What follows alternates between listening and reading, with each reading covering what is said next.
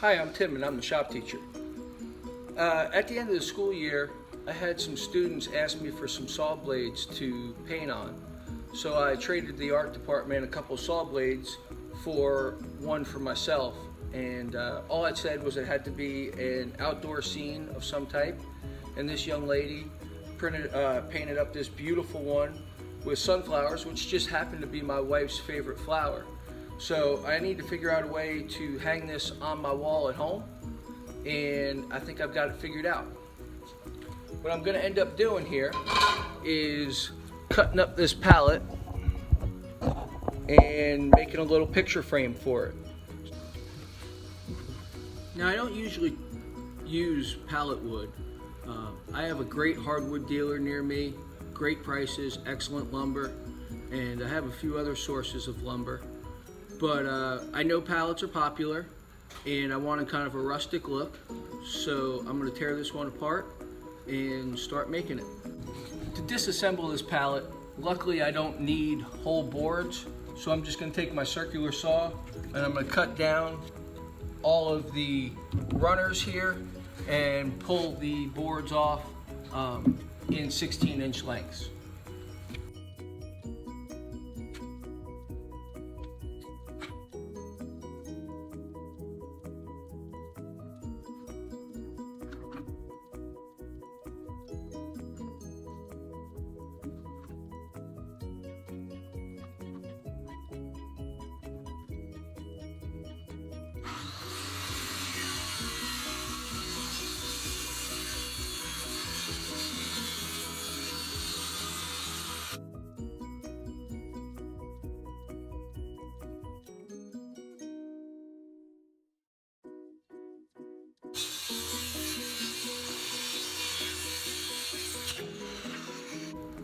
Now that I got the top side cut out of this pallet, hopefully this will be enough material for me to make my little picture frame with a backboard of this pallet wood. What I'm going to end up doing is gluing a few pieces together, and then I'm going to build a picture frame around it, holding the teeth of the saw blade so that it won't fall off the wall. So I went through the pile of lumber that I got, and I like these 4 boards the best for the back. The only problem I don't like is it's not real smooth here in between for my glue up. So what I'm going to do is take this over to the table saw, and I'm going to rip just a hair off of each edge so that I'll get a nice good glue up for my project. Let me start by setting my table saw to 3.5.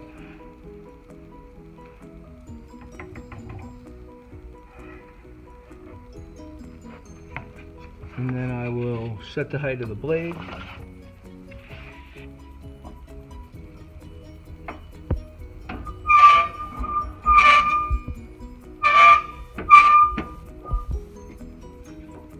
I want to be just slightly above the board by about 1/8 of an inch or so.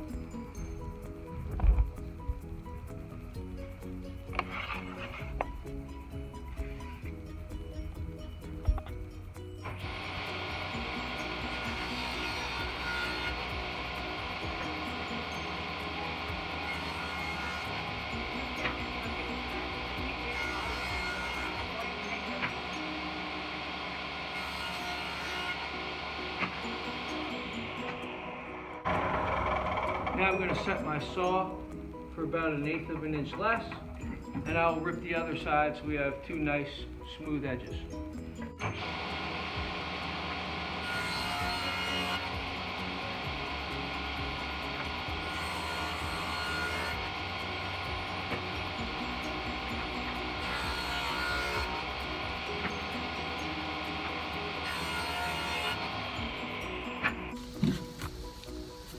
After trimming all the edges, I realized I had to cut this one small piece here so that I could get the length that I needed, or the width that I needed for my project. I'm going to need about 14 inches total when it's all done. So I'm going to glue up here, it's about 15.5 now. I'm just going to use some bar clamps. I put this piece of butcher paper down so that I don't mess up my nice table.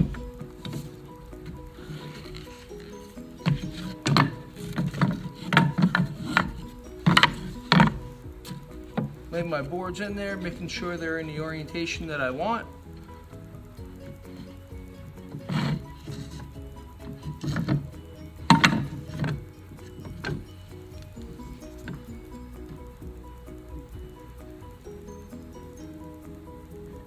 Just use some yellow wood glue. I personally like Tight Bond, but any of the yellow wood glues work just fine. Put a nice bead down one edge. As thin as this is, I don't need to spread it out with my finger because the end of the glue bottle does a perfect job for me.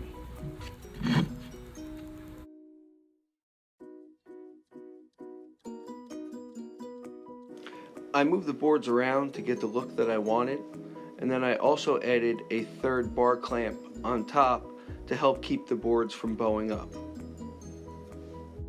Okay, so while the backing piece is drying, I'm going to use some of these extras here, and I'm going to rip the strips to 1 1/8 so I can make a border all the way around to hold the saw blade in place.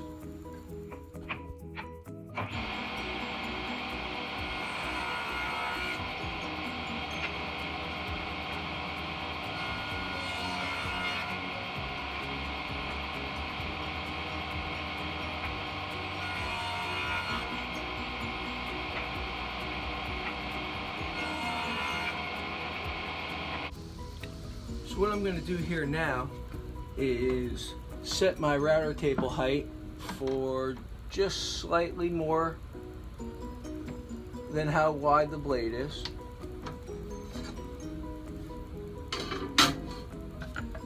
And then I'm going to set my fence so I have about 1/8 of an inch hanging out.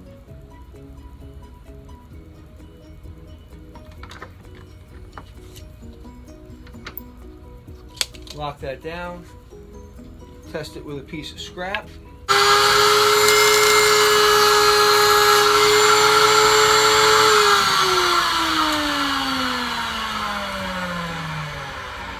That's 1/8 of an inch.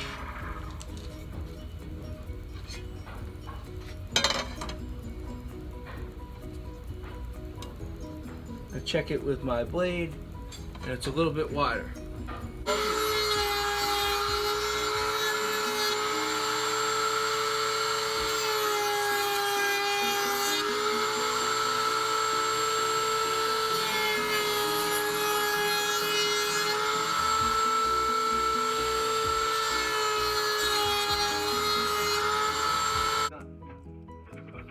I used the miter gauge with an auxiliary fence to square up one end of the glued up back. I'll then reset the fence to 14 inches and cut the other 2 edges to end up with a blank that's 14 by 14.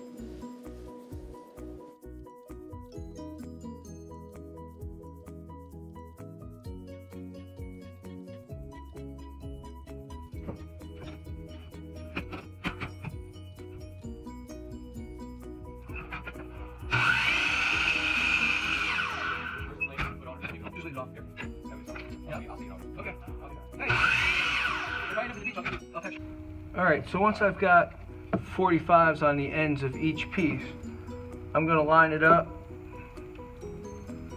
and mark it. And then I can take a combination square, transfer that line up, take a combination square,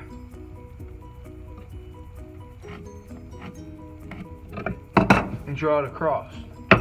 Now I'll set up a stop and I'll get one dialed in, and then the other 3 should be no problem since I cut it on the table saw and it's nice and square.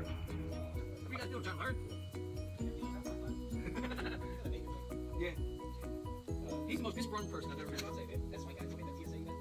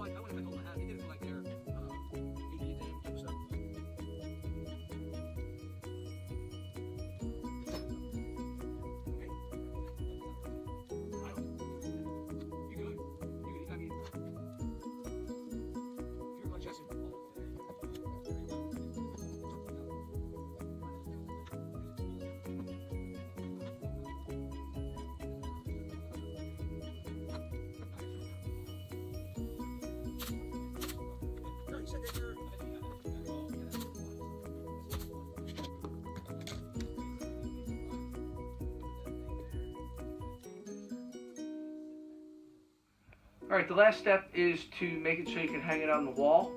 I'm going to use a sawtooth hanger. The other option would be to use a keyhole bit in a router table, but I don't have one of those right now. So I'm going to measure and mark the center of my board on the back. Line my sawtooth hanger up with that center. To avoid smashing your fingers when putting in these little brads, I like to hold them with a pair of needle nose pliers. Another option would be to use a comb.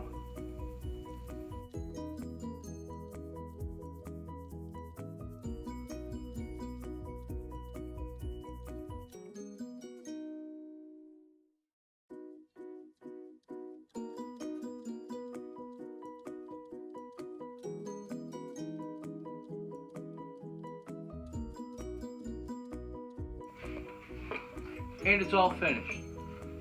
If you enjoyed this video, please like and subscribe below. Thank you for watching.